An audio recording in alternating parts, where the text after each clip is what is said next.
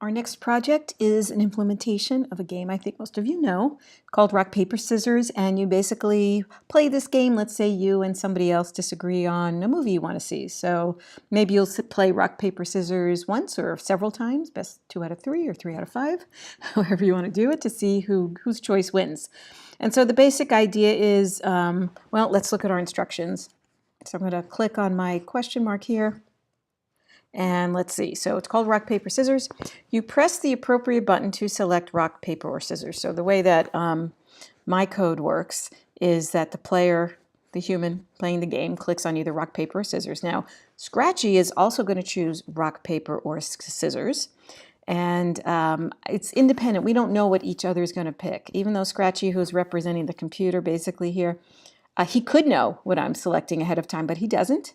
So it's both of us kind of randomly picking something, and the rules are if one of us picks rock and the other picks scissors, rock will beat scissors because I think the thinking is the rock can pound on their scissors to break them. Scissor can beat paper because you can cut up paper with scissors, and paper beats rock because the paper fits around the rock, and for some reason that means it wins. So you can then press reset and try again if you want to do that, but you basically play the game like this. So I get to choose rock, paper, or scissors, and Scratchy here is going to choose something as well. So if I'm choosing rock, I'm going to click on it. Now, Scratchy also chose rock. So we both chose the same thing. In that case, neither of us win. It's a tie. So let's try again. I'm going to try rock again. Be tied again. Okay. Oops. Okay, this time I chose rock and Scratchy chose scissors, so I win because rock beats scissors because rock can pound scissors to pieces, apparently. So I've got my little score up here, so I get 1 point. Scratchy has none.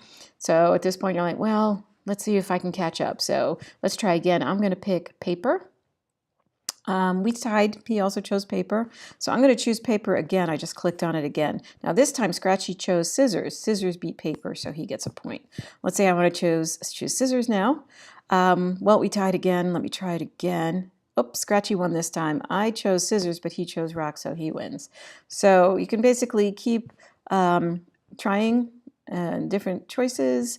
If that's, and then, you get your score. And so far, Scratchy looks like his choice, whatever it is he wants to do, the reason we're playing rock, paper, scissors, he wins. Now you can reset here by pressing this button. So we kind of want to start again. You should be able to do that. So your project should, at a minimum, do sort of what's shown here. It's you playing against the computer, basically, and I made that in the version here in the person of Scratchy, but you can make a different character or whatever, but essentially it's the computer making that decision. The computer's decision is not dependent on what the human choosing, so you cannot write your code such that the computer can cheat and know what the human is choosing and then always win. So we're playing an honest game this time. So make sure that this is independent, the human and the computer choices. You should be able to keep track of who won using those basic rules of which beats what, and then again I've got that in my instructions, which you should have instructions as well, and something like that. Now the challenge here for you, and here's what I would really like to have happen. So what you should do is first do the guts, and by the guts I mean how do you decide if you know what Scratchy chooses and you know what the human chose, so you have two different choices. Decide who's going to win based on that rule set, meaning if one person chose or one player chose rock and the other chose scissors, make sure the appropriate person or player is getting that point, etc. And keep that separate as you can from the user interface, because this is a really boring user interface. I don't know if you've ever played this game or not, but usually what happens is each player puts out an open palm and then their other hand is a fist, and then they basically say rock, paper, scissors. Each time they say those words, that fist pounds on their palm, and then they at the same time make a choice. So maybe one of them makes the scissors sign, which is 2 fingers splayed out, and the other one will choose a rock, say, and it'll just be a fist. And so maybe you want to animate that. Maybe you want to kind of show something really cool.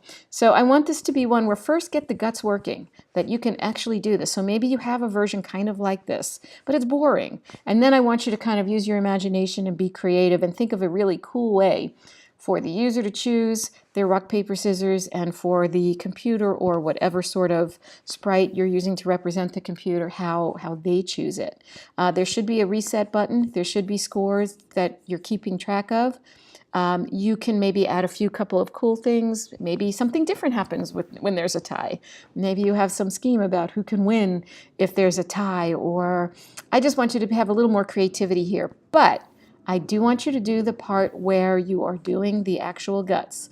Who wins based on one player choosing one choice and the other playing choosing another.